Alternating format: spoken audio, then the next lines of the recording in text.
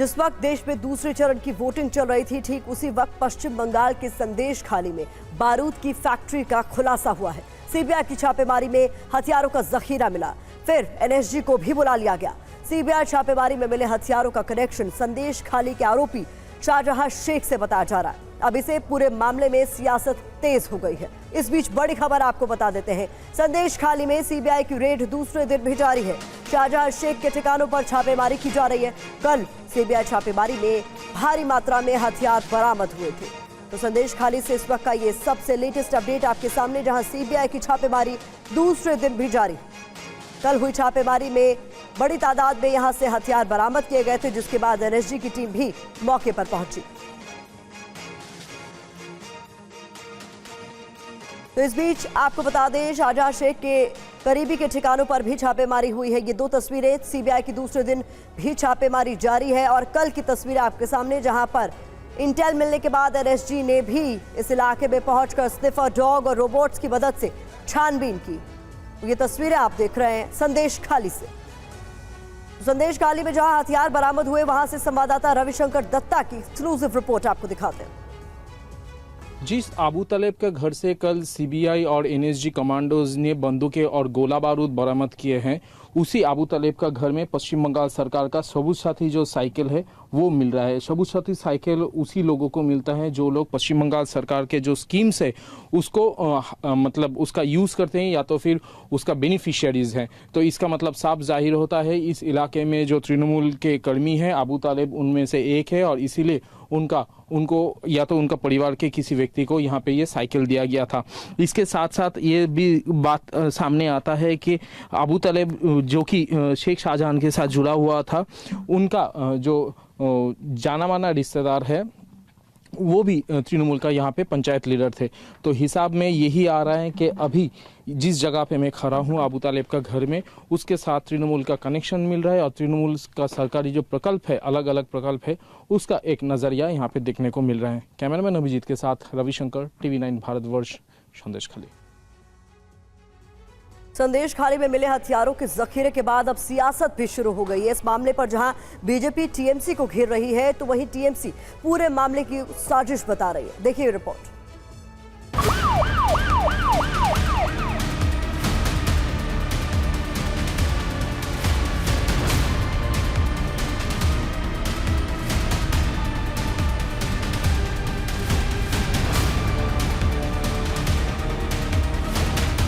NSG की team, robot और बारूद का जखीरा, ये तस्वीरें संदेश खाली की हैं।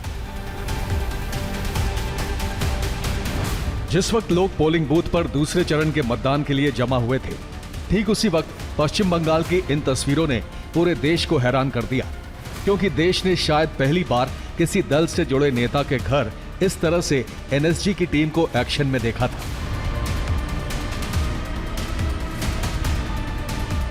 एनएसजी की टीम संदेश खाली में दिखी तो टीएमसी भी एक्शन में आ गई और पूरे मामले को लेकर चुनाव आयोग पहुंच गई।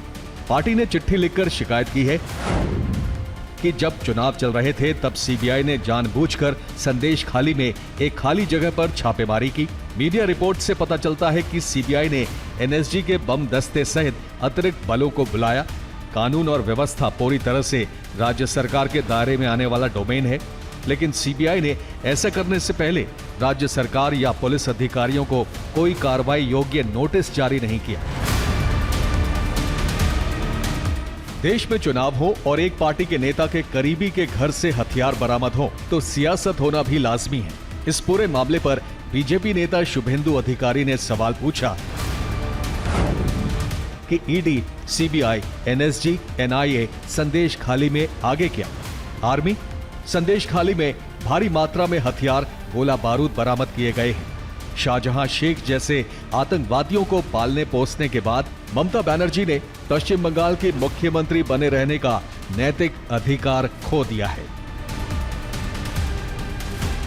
साथ ही टीएमसी ने आरोप लगाया कि हो सकता है छापेमारी से पहले किसी ने वहां हथियार रखे हों। जो आर्म्स रिकवर्ड हुए हैं उसमें ज्यादातर आर्म्स मेड इन फॉरेन है, यानी बाहर से मंगवाया गया है। तो ये सवाल उठ रहा है कि संदेश खाली जैसी ऐसी छोटी जगह पे ये आर्म्स क्यों रखे गए थे, किस लिए, क्या कारण है? तो इसको जो भारत की सुरक्षा के साथ जुड़े हुए जितने भी एजेंसीज हैं सबको चाहिए इसको तय तक इन्वेस्टिगेट करे, एनआईए हो या दूसरे कोई इन्वेस्टिगेशन। जो हथियार की जखीरा बरामद हुआ है एक टीएमसी के लीडर के रिलेटिव के घर से हुआ है, तो क्यों एक लाके रखा गया था तो वो लोग ही बता पाएंगे। इसको पकड़ के संदेश खाली के जो बेताज बादशाह रहे हमारे शेख शाहजहां, इनको पकड़ना चाहिए। अभी जब मैं आपका ये क्वेश्चन का आंसर दे रहा हूँ, अभी तक कोई आर्म्स हम लोग आंखों में नहीं देखा। ये डिफरेंट सोर्सेस कह रही है कि सीबीआई वहाँ पर थोड़ा बहुत आर्म्स का रिकवरी किया, लेकिन अभी तक सीबीआई ने ऑफिशियल कोई ब्रीफ नहीं किया और कोई तस्वीर, कोई डॉक्यूमेंट्स अभी हम लोग नहीं देखा। तो हम लोग ये देखना होगा कि ये बदनाम करने के लिए कोई हमारा कोई अपोजिशन यहाँ पर प्लांट कर दिया, वहाँ पर भेज दिया, फिर सीबीआई जा रहा है रिकवरी, ये एक नाटक है कि नहीं है, ये देखना पड़ेगा। पश्चिम बंगाल में चुनाव के दौरान गोला बारूद मिलना कोई नई बात नहीं है, लेकिन संदेश खाली में साल की शुरुआत में जब ईडी की टीम शाहजहां शेख के घर दबिश देने गई तो उसकी टीम पर हमला हो गया। इसके बाद से ही इस पूरे मामले पर राजनीति हो रही है। केंद्रीय मंत्री गिरिराज सिंह ने भी बंगाल में राष्ट्रपति शासन लगाने की मांग की। उन्होंने आरोप लगाया कि ममता बनर्जी की सरकार अपराधियों से घिरी हुई है। सरकार है वो अपराधियों से घिरी हुई सरकार है। वहाँ अपराधियों के बलबूते पर ममता जी की सरकार चल रही है। इतने हथियार मिलते हैं ममता सरकार को, तो एक तरह से वहाँ राष्ट्रपति शासन लगा देनी चाहिए जिस ढंग का कारनामा वो कर रहे हैं। ये सियासत इसलिए हो रही है क्योंकि महिलाओं से उत्पीड़न के आरोपी शाहजहां शेख के करीबी के घर से हथियार बरामद हुए हैं। सीबीआई की छापेमारी में बारूद का जखीरा मिला तो एनएसजी को भी बुला लिया गया। NSG national counter terrorism unit होती है, इसलिए जब संदेश खाली में एनएसजी ने मोर्चा संभाला तो मामले की गंभीरता आसानी से समझ में आ गई। सीबीआई की टीम ने छापेमारी में यहां से 4 विदेशी पिस्टल, 1 देसी pistol, 1 Indian revolver, 1 Colt revolver, 1 देसी कट्टा, 120 9mm के कारतूस, 45 mm कैलिबर की 50 कार्ट्रिज, 380 की कार्ट्रिज 50 और कई देशी कारतूस बरामद किए गए। अबू तालेब मुल्ला की इसी घर से फायर आर्म्स बरामद किया सीबीआई ने, और इसी घर से एनएसजी ने जो विस्फोट यहाँ पर रखा गया था, बोमा जो रखा गया था, वो सब रिकवर किया गया इसी घर के। जो सीबीआई के जो ऑफिशियल स्टेटमेंट है, जिस ऑफिशियल स्टेटमेंट में बताया गया कि यहाँ से क्या क्या बरामद किया, उस लिस्ट में जो बोल गया, जो फायर आर्म्स के बारे में, जो फॉरेन मेड फायर आर्म्स है, जो कंट्री मेड फायर आर्म्स है, वो सब जो यहाँ पे जो डिटेल्स था, जो 3 फॉरेन मेड रिवॉल्वर यहाँ से रिकवर किया गया है, एक foreign made fire arm recover किया गया है, एक Indian made fire arm recover किया गया है, एक पुलिस में यूज होता है ऐसा कोल्ट रिवॉल्वर वो बरामद किया गया है, और एक कंट्री मेड पिस्तौल वो भी बरामद किया गया है 228 कारतूस के साथ। और था यहाँ पे कंट्री मेड जो बोमा होता है, वो कंट्री मेड जो बॉम्ब होता है, वो सब भी यहाँ से बरामद किया गया है। अभी जो दिखा गया है जिस घर के अंदर, अभी वहाँ पे यहाँ का जो फ्लोर है, फ्लोर के ऊपर चटाई बिछाया हुआ है, उसमें कपड़ा वगैरह रखा गया है, लेकिन इसी के अंदर अगर ये कपड़ा हटाया जाए, अगर ये फ्लोर जो है वो हटाया जाए, जो चटाई है वो हटाया जाए, तो उसके अंदर जो दिखेगा वो उसमें फ्लोरिंग किया गया है, वहीं पे डिग करके वो सब आर्म्स बरामद हुआ है, ऐसा जानकारी मिल रहा है। संदेश खाली में जिसके घर से ये बारूद की फैक्ट्री का पर्दाफाश हुआ है, उसका नाम अबू तालेब है। अब सवाल ये है कि ये अबू तालेब कौन है, क्योंकि उसका कनेक्शन टीएमसी नेता और महिलाओं के उत्पीड़न के आरोपी शाहजहां शेख से बताए जा रहे हैं। तो ये भी समझ लीजिए कि अबू तालेब टीएमसी नेता हफीजुल खान का रिश्तेदार है। हफीजुल खान संदेश खाली में टीएमसी से पंचायत सदस्य है। सीबीआई को शक है कि अबू तालेब के घर से जो भी हथियार और विस्फोटक बरामद हुए हैं वो पहले शाहजहां शेख के घर पर छिपाकर रखे गए थे और ईडी का शिकंजा कसने के बीच ये हथियार शाहजहां के घर से अबू तालेब के घर पर शिफ्ट कर दिए गए। कलकत्ता हाईकोर्ट के आदेश पर सीबीआई की टीम इस मामले की जांच कर रही है। 2 दिन पहले संदेश खाली के आरोपी को पूरा देश रोता हुआ देख चुका है, लेकिन उसके घर से हथियारों का जखीरा मिलने के बाद उसकी मुसीबत और बढ़ने वाली है। संदेश खाली से रविशंकर दत्ता के साथ सौरभ दस्ता की रिपोर्ट, TV9 भारतवर्ष। और अब खबर अमेठी की। अमेठी से राहुल की उम्मीदवारी पर मल्लिकार्जुन खड़गे का बयान सामने आया है। वाजपेयी आडवाणी भी कई सीटों पर लड़ते थे, ये खड़गे की तरफ से कहा गया है। लिस्ट सामने आने पर ही नाम पता चलेगा।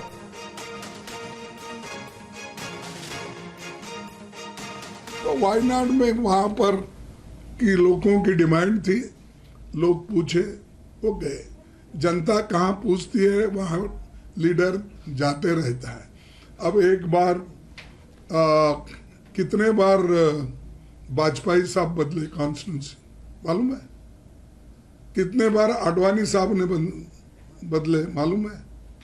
तो ये देखो, दूसरों के तरफ भी उंगली करना, पहले तो तुम एक उंगली मैं आपके तरफ कर रहा हूं लेकिन 4 उंगली मेरे तरफ है। तो पहले जो वो लोग ऐसी चीजें किए, हम यहाँ पर लोगों के डिमांड के वजह से वहां भेजे। अब आगे की बात है, थोड़े दिन ठहरो और रायबरेली और अमेठी में कौन से कैंडिडेट आएंगे, क्योंकि मेरे को तो साइन करके भेजना पड़ता ना। तो मैं देख के ही मैं आपको बोलूंगा ये कैंडिडेट हमारा है तो डाल रहे हैं। बड़ी खबर बता दें, अमेठी रायबरेली पर कांग्रेस सूत्रों के हवाले से जानकारी सामने आ रही है। रात 8 बजे सीईसी की बैठक अमेठी रायबरेली पर माना जा रहा है। इसमें फैसला संभव है। अमेठी से राहुल गांधी के नाम का ऐलान हो सकता है। यूपी कांग्रेस के प्रभारी अविनाश पांडे और विधायक दल की नेता आराधना मिश्र को सारे कार्यक्रम छोड़कर दिल्ली बुला लिया गया।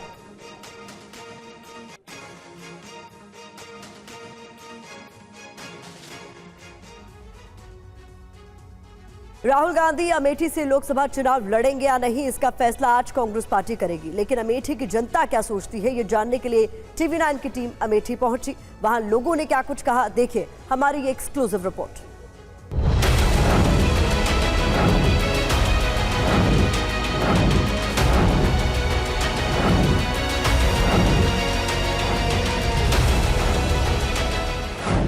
राहुल गांधी जब पहली बार चुनाव लड़ने आए थे तब मुझे याद है कि वो पीछे पीछे थे और प्रियंका गांधी उनका हाथ पकड़कर आगे आगे चल रही थी। जब वो पहली बार 2004 में अमेठी में नामांकन करने आए थे तब यही तस्वीर थी। लेकिन उसके बाद जब 2014 में जीतने के बाद जब वो अमेठी आए अपना जीत का सर्टिफिकेट लेने के लिए, तब राहुल गांधी आगे आगे चल रहे थे और प्रियंका गांधी का हाथ पकड़कर आगे आगे चल रहे थे। तब ये कहा गया कि राहुल गांधी अब कांग्रेस में ड्राइविंग सीट पर है। लेकिन अब 2024 में अगर सच में देखें तो दोनों भाई बहन यानी राहुल और प्रियंका दोनों ही ड्राइविंग सीट पर हैं। और ये महज संयोग है या फिर कह लें कि कोई राजनीतिक प्रयोग है कि दोनों के ही चुनाव लड़ने पर, यानी राहुल के अमेठी से और प्रियंका गांधी वाड्रा के रायबरेली से चुनाव लड़ने पर अब भी सस्पेंस बना हुआ है। इस बार के चुनाव में सबसे ज्यादा चर्चा रायबरेली और अमेठी सीट की है, क्योंकि दोनों ही सीट पर कांग्रेस ने अभी तक उम्मीदवारों का ऐलान नहीं किया है। अब तक रायबरेली से चुनाव लड़ और जीत रही सोनिया गांधी राज्यसभा पहुंच चुकी हैं। ऐसे में सवाल यह है कि अब उनके बाद यहां से चुनाव कौन लड़ेगा। कुछ ऐसा ही सवाल अमेठी को लेकर भी है। चर्चा है कि राहुल के अमेठी से चुनाव लड़ने का ऐलान हो सकता है, जबकि रायबरेली से प्रियंका के चुनाव लड़ने की चर्चा है।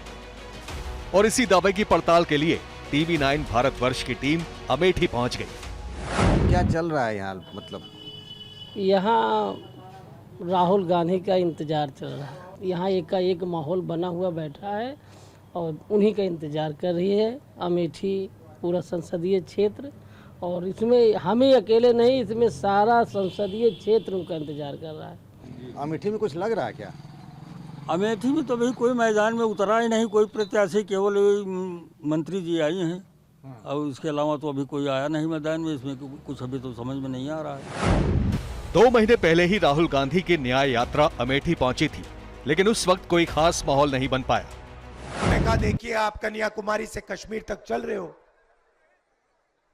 मगर हमारे प्रदेश में तो आप आए नहीं।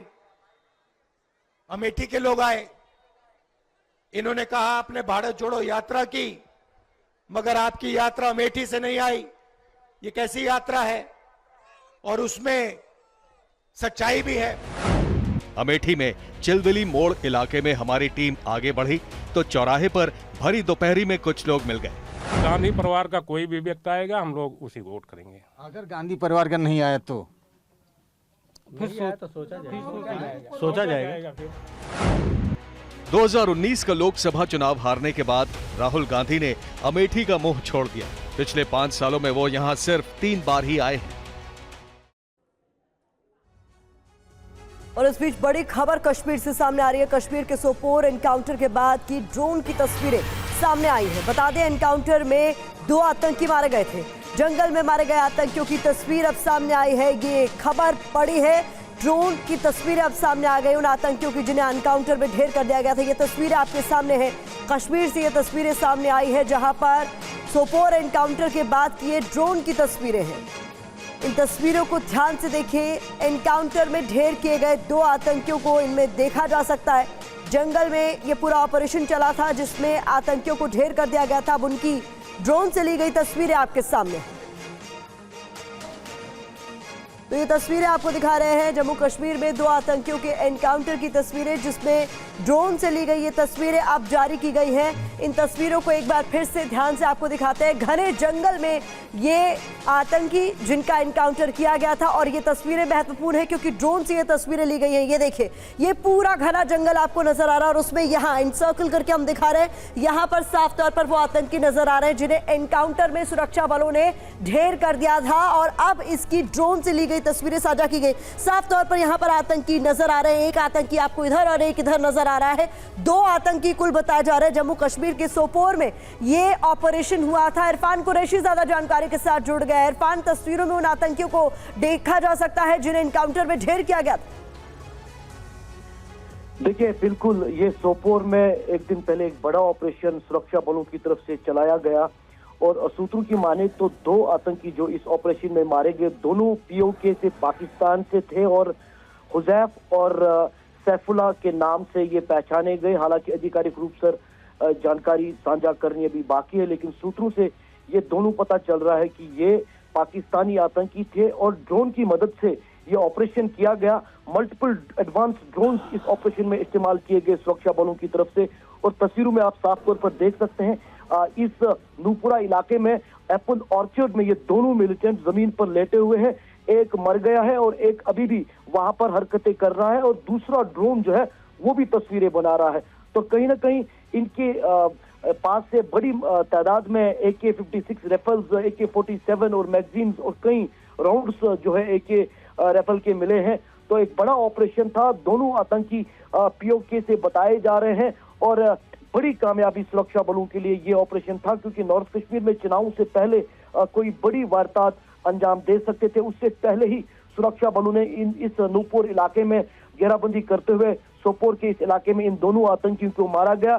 सबसे महत्वपूर्ण इस ऑपरेशन में, और खासतौर पर जो घने इलाके रहते हैं, चाहे ऑर्चर्ड हो या जंगल के इलाके हो, वहां पर अब सुरक्षा बल ड्रोन्स का इस्तेमाल करते हैं, जिससे कि आतंकी को लोकेट करते हैं, और कई जगहों पर आतंकी पर ड्रोन से ही फायर खोला जाता है। उससे ऑपरेशन में जो है कैजुअलिटीज अवॉइड की जाती है, और सही जो SOPs होती है उन्हें बहुत ही अच्छे ढंग से अमल में लाया जाता है। तो कहीं ना कहीं बड़ा ऑपरेशन ड्रोन में साफ तौर पर आप तस्वीरें देख रहे हैं। यानी ये बड़ी बात इरफान आप बता रहे हैं कि भविष्य में भी जो दहशतगर्दी करने वाले आतंकी हैं, जो आतंक फैलाने के बाद जंगलों का सहारा लेते थे और छिप जाते थे, जिसमें सुरक्षा बलों को कड़ी मशक्कत करनी पड़ती थी क्योंकि खुद इन जंगलों में दाखिल होना पड़ता था, उसमें अब ड्रोन का सहारा लेकर किस तरीके से इन्हें चिन्हित किया जा रहा है, उनका खात्मा किया जा रहा है, ये आने वाले दिनों में बहुत महत्वपूर्ण साबित हो सकता है। इरफान, बिल्कुल बहुत महत्वपूर्ण है। और अगर आपको याद हो, कुछ महीने पहले अनंतनाग साउथ कश्मीर में भी एक बड़ा ऑपरेशन चलाया गया,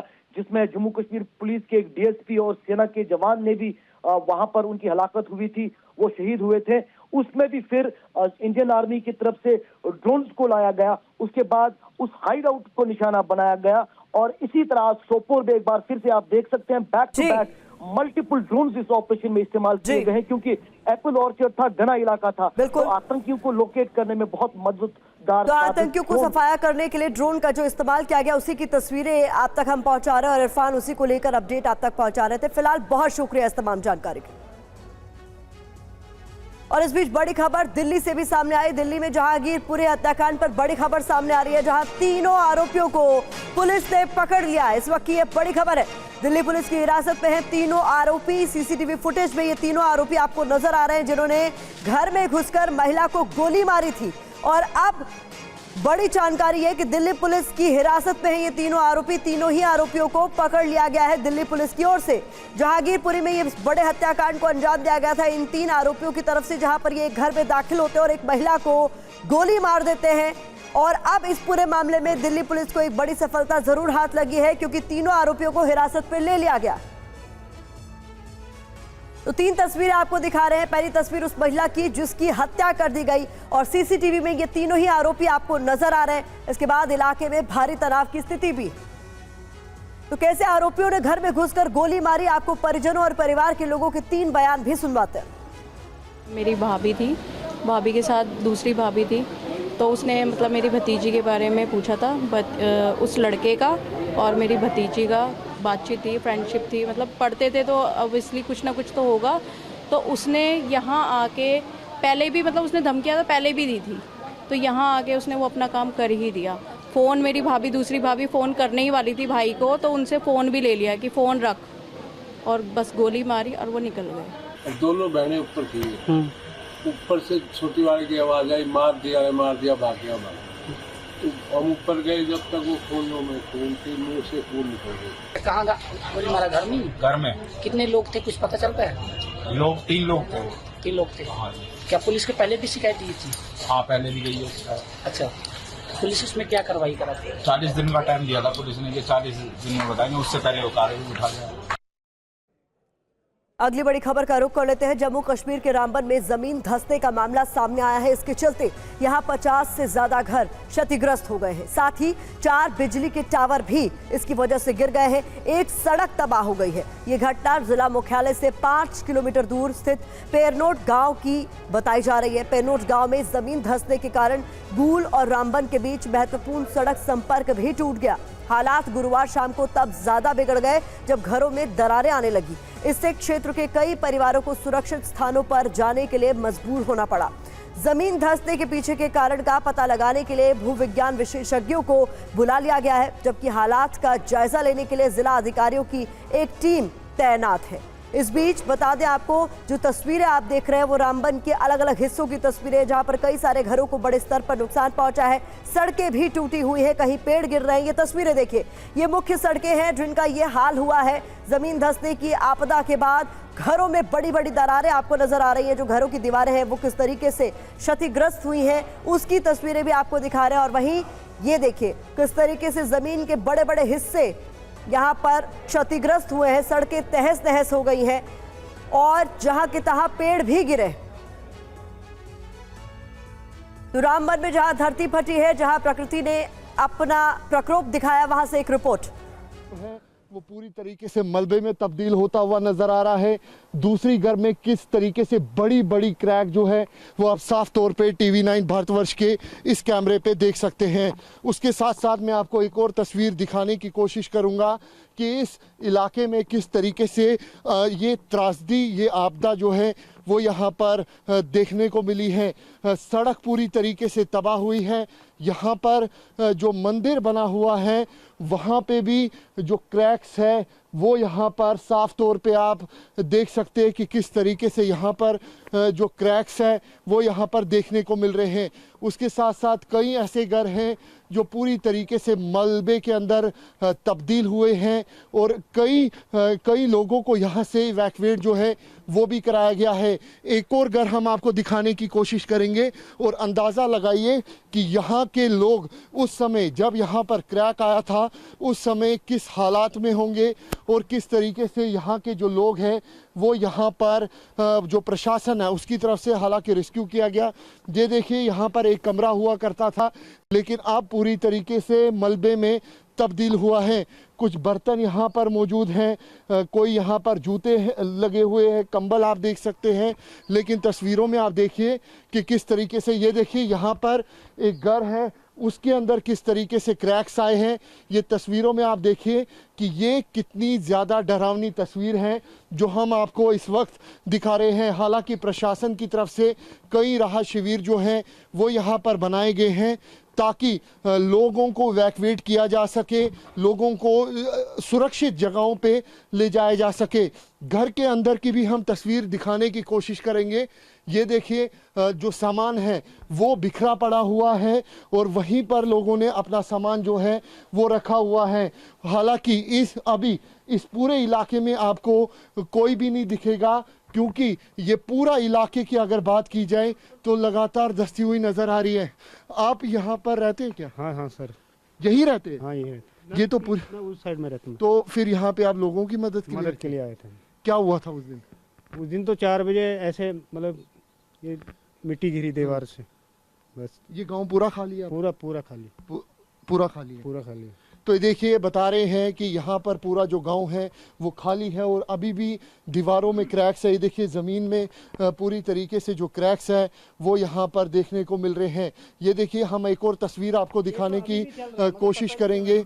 ये देखिए किस तरीके से यहाँ पर एक मकान है वो भी बताए जा रहे हैं कि वो पूरी तरीके से डैमेज है। कई लोगों ने तो अपना सामान तक यहीं पर छोड़ दिया है। लेकिन गनीमत ये है कि प्रशासन की तरफ से यहाँ पर जल्द रेस्क्यू किया गया। लोगों को तकरीबन 350 लोगों को यहाँ से रेस्क्यू जो है वो किया गया और राहत शिविर में रखा गया है। कैमरा पर्सन अनुदीप शर्मा के साथ अंकित भट्ट, TV9 भारतवर्ष के लिए।